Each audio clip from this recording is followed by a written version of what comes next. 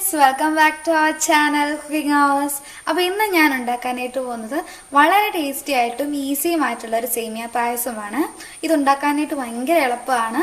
അപ്പോൾ ഇത് നമുക്ക് എങ്ങനെയാണ് ഉണ്ടാക്കുന്നതെന്ന് നോക്കാം.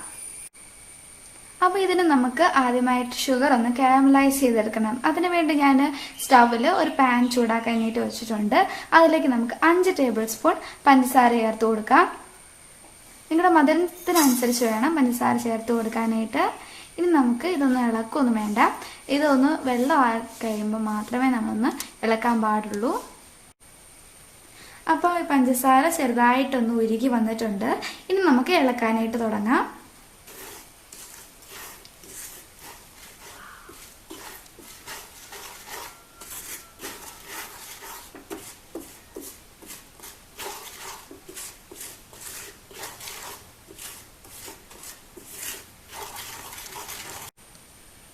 നമുക്ക് ഇതിലേക്ക് 2 ടേബിൾ സ്പൂൺ നെയ്യ് ഒഴിച്ചു കൊടുക്കാം. അല്ലെങ്കിൽ ബട്ടർ ആണെങ്കിൽ ചേർത്ത് കൊടുത്താൽ മതി.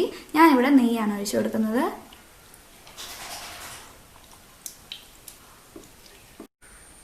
അപ്പോൾ ഇത് ഇതുപോലെ ആയി വന്നിട്ടുണ്ട്. ഞാൻ ആ പാനിൽ നിന്ന് വേറൊരു വലിയ പാനിലേക്ക് ഇത് മാറ്റിയിട്ടുണ്ട്. ഇനി നമുക്ക് ഇതിലേക്ക് പാല് ചേർത്ത് കൊടുക്കാം. ഞാനിവിടെ എടുത്തിട്ടുള്ളത് 1/2 ലിറ്റർ ഇളം ചൂടുള്ള പാലാണ്. നമുക്കിതിലേക്ക് ഇത് ഒഴിച്ചു കൊടുക്കാം.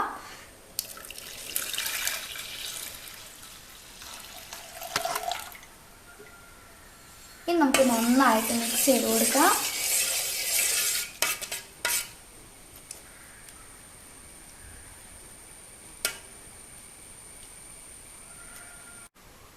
അപ്പോൾ ഇത് ഏകദേശം തിളച്ച് വന്നിട്ടുണ്ട്.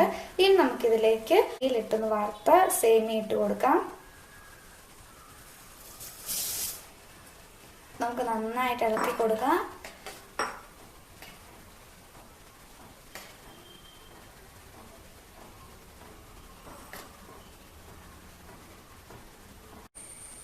അപ്പോൾ പാലിലിട്ട സേമിയ നന്നായിട്ട് തിളച്ച് വന്നിട്ടുണ്ട്. ഇനി നമുക്കിതിലേക്ക് 3 ഏലക്ക ഇട്ട് കൊടുക്കാം.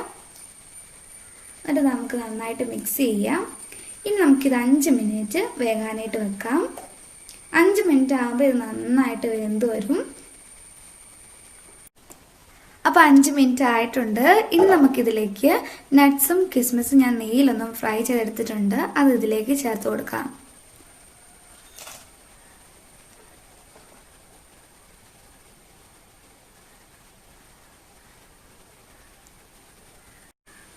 അപ്പോൾ നമ്മുടെ സേമിയ ഇവിടെ റെഡി ആയിട്ടുണ്ട്. ഇനി നമുക്കിതൊരു ബൗളിലേക്ക് മാറ്റാം.